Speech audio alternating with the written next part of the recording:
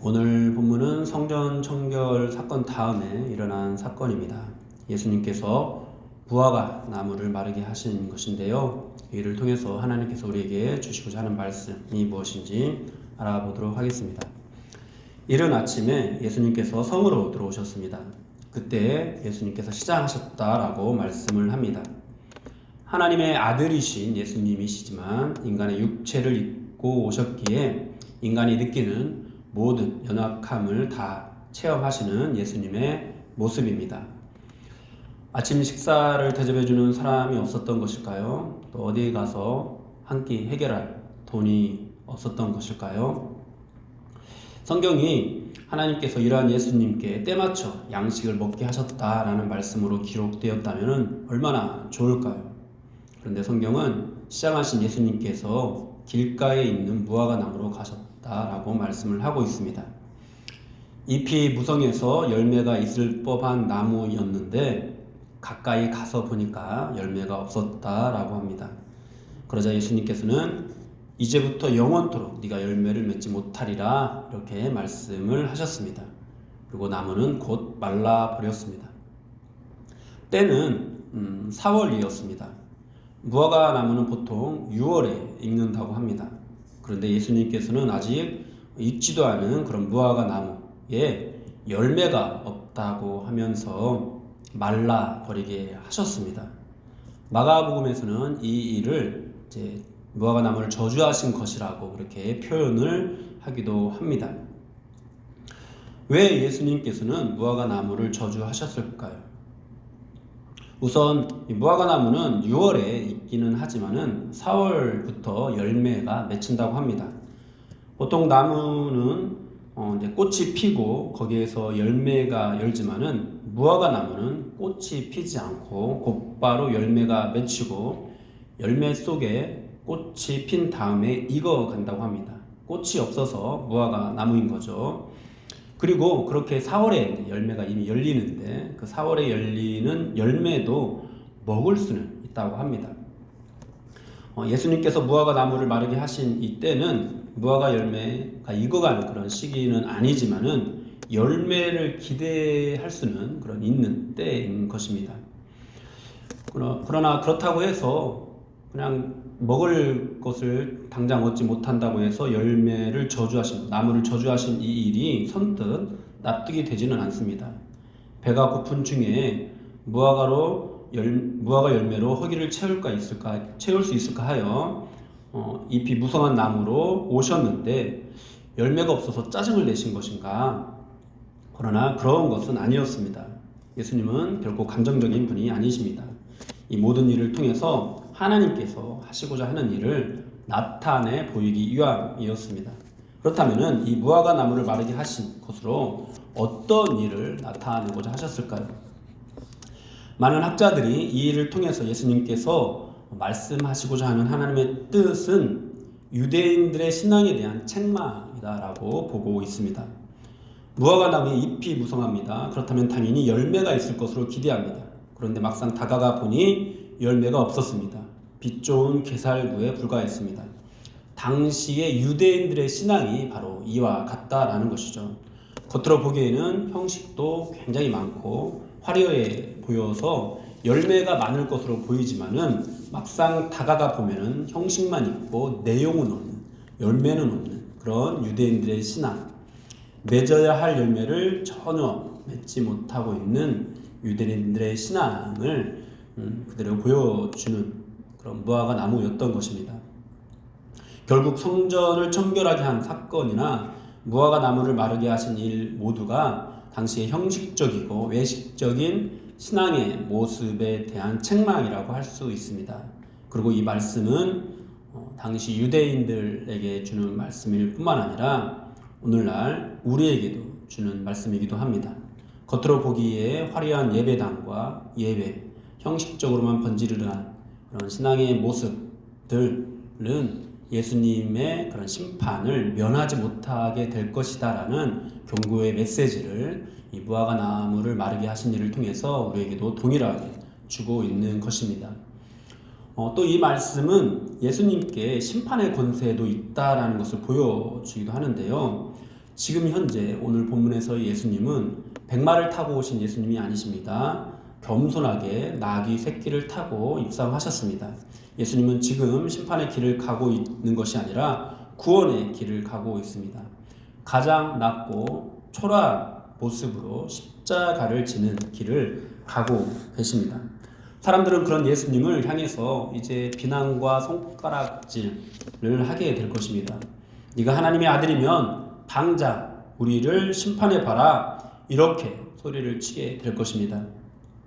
사람들은 십자가에 못 박히시는 예수님께 아무런 힘도 없다고 생각할 것입니다. 그런데 그런 예수님께 심판의 권세가 있다라고 이 무화과 나무를 마르게 하신 일을 통해서 보여주고 있는 것입니다. 그렇습니다. 예수님은 우리를 구원할 권세를 가지고 있는 동시에 심판할 권세도 가지고 계시는 분이십니다.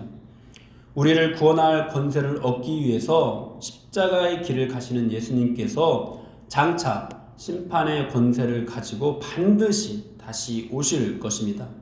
그때 합당한 열매를 맺지 못한 사람은 저주를 받고 이 무화과 나무처럼 영원히 말라 비틀어지게 되는 그런 신세가 될 것입니다. 그러므로 사랑하는 여러분, 우리는 열매를 맺어야 합니다. 합당한 열매를 맺어야 합니다. 하나님께서는 우리 모두가 열매 맺는 신자가 되기를 원하십니다. 그렇다면은 하나님께서 요구하시는 열매는 어떤 열매일까요?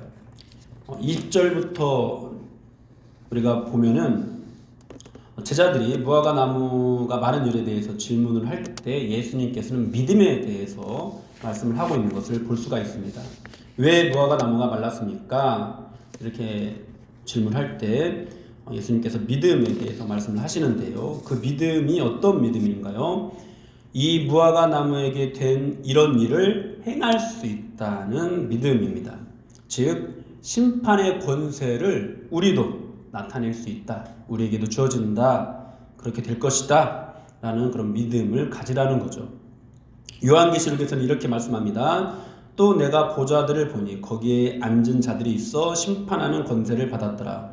또 내가 보니 예수를 증언함과 하나님 말씀 때문에 목배임을 당한 자들의 영혼들과 또 짐승과 그의 우상에게 경배하지 아니하고 그들의 이마와 손에 그의 표를 받지 아니한 자들이 살아서 그리스도와 더불어 1000년 동안 왕노릇하니. 여러분, 예수 믿는 자들에게 심판의 권세도 주어진다라는 그 믿음을 하나님께서는 우리가 갖기를 원하시는 것입니다. 또 어떤 믿음입니까? 이 산더러 들려 바다에 던져지라 하여도 될 것이다 라는 믿음입니다. 산을 바다에 던지는 믿음은 어떤 믿음일까요? 후기 랍비 문헌에는 산을 옮긴다 라는 표현은 불가능한 일을 행한다 라는 그런 뜻으로 사용이 됩니다. 또 주님께서는 마태복음 17장 20절에서 만일 너희에게 믿음이 겨자씨 한 알만큼만 있어도 이 산을 명하여 여기서 저기로 옮겨지라 하면 옮겨질 것이요 또 너희가 못할 것이 없으리라, 이렇게 말씀을 하셨습니다. 즉 믿는 자들은 불가능한 일을 가능하게 할 수 있다라는 그런 뜻인데요. 우리는 그런 믿음을 가져야 되겠습니다. 그런데 오늘 본문에서 말씀하시는 이 믿음은 그냥 예수 믿는 사람들이 소원하는 모든 것들을 다 할 수 있다, 그런 믿음은 아닙니다. 우리는 이 산에 대해서, 산을 옮긴다고 할 때 이 산에 대해서 바르게 이해를 해야 되는데요. 유대인들은 이 산을 이사야 2장 2절에서 나오는 여호와의 전의 산이 모든 산 꼭대기에 설 것이요 라는 이 말씀 안에서 이해를 합니다. 즉 산은 성전 산을 의미하는 것으로 받아들입니다. 또 바다는 멸망의 장소입니다. 그러므로 이 성전산이 바다에 던져지는 것은 예수님께서 유대인들의 성전을 멸하시고 새로운 성전, 예수 그리스도를 머리로 하는 모든 믿는 자들의 연합을 새롭게 세우게 될 것이다. 즉 신약의 교회를 새롭게 세우게 되는 것을 의미합니다. 그렇다면 오늘 본문에서 이 산을 바다에 던져지라 하면 그대로 되는 그런 믿음은 어떤 믿음인가요? 너희가 구약의 교회를 소멸하고 예수 그리스도를 머리로 하는 새로운 교회를 세우는 그 일에 동참하여서 믿음으로 나아갈 때 그 교회를, 새로운 교회를 세우는, 주님을 머리로 하는 그 교회를 세우는 그 일을 할 수 있다. 할 수 있다. 이 율법으로 나아가는 그 모든 교회를 멸하고 새로운 교회를 하는 그 일을 할 수 있다. 그리고 그 새로운 교회, 주님을 머리로 하는 그 교회를 세우면서 기도하는 모든 것들을 다 받을 수 있다라는 그런 뜻이 되겠습니다. 그러니까 우리가 살아가는 데 있어서 막 우리가 욕심부리고 우리의 어떤 욕망으로 구하는 그 모든 것들을 다 할 수 있다라는 그런 뜻이 아니라 우리가 이곳 가운데 나와서 주님을 머리로 하고 주님께 순종하면서 우리가 주님의 교회를 세워갈 때 우리가 믿음으로 구하는 그 모든 것들을 다 받을 수 있다라는 그런 믿음인 것이죠. 주님께서는 우리가 그와 같은 믿음을 갖기를 원하십니다. 사랑하는 여러분, 주님께서는 예수 믿는 우리에게 무화과 나무를 마르게 할 권세를 주셨습니다. 또 산을 바다에 던져지라 하여도 그대로 될 것이다 라는 권세를 주셨습니다. 기도할 때 무엇이든지 믿고 구하면 다 받는 권세를 주셨습니다. 오늘 주님께서는 무화과 나무를 마르게 하심으로 우리가 믿음의 열매를 갖기를 원하십니다. 그리고 우리가 그런 권세를 가졌다라는 믿음을 갖기를 원하십니다. 그 권세가 성전이신 예수 그리스도께 있고 예수 그리스도를 머리로 하는 새로운 성전에 있다라는 믿음을 갖기를 원하십니다. 즉 우리가 잎만 무성한 나무가 되지 않고 믿음의 열매를 갖기를 원하십니다. 유대인들은 겉만 건지르한 그런 신앙의 모습을 가지고 있었습니다. 그러나 그들은 정작 예수 그리스도가 그들에게 왔을 때 예수님을 믿는 믿음을 갖지 못했습니다. 그래서 훗날 무화과 나무가 마른 것처럼 성전이 완전히 허물어지게 되는 심판을 받게 되었습니다. 저와 여러분들은 어떻습니까? 겉만 번지르르한 그런 신앙의 모습을 가진 유대인들과 같은 그런 상황에 있지는 않습니까? 여러분, 겉으로 보기에만 화려한 그런 형식적인 신자가 되지 마십시오. 여러분의 모든 예배와 기도와 눈물의 헌신으로 예수님을 믿는 믿음의 열매를 맺으십시오. 주님께서는 예수를 그리스도라고 고백하는 그 믿음 위에 주님의 교회를 세우실 것입니다. 주님의 교회가 이 땅에서 매면 하늘에서도 매이고 이 땅에서 풀면 하늘에서도 풀리는 그런 심판의 권세도 갖게 하실 것입니다. 여러분의 모든 신앙생활은 예수님이 여러분의 주 되심을 믿는 믿음으로 나아가고 있습니까? 아니면 예수님께 순종함 없이 주인 되는 그런 믿음으로 나아가고 있습니까? 누가 예수님을 믿는 믿음을 가진 자일까요?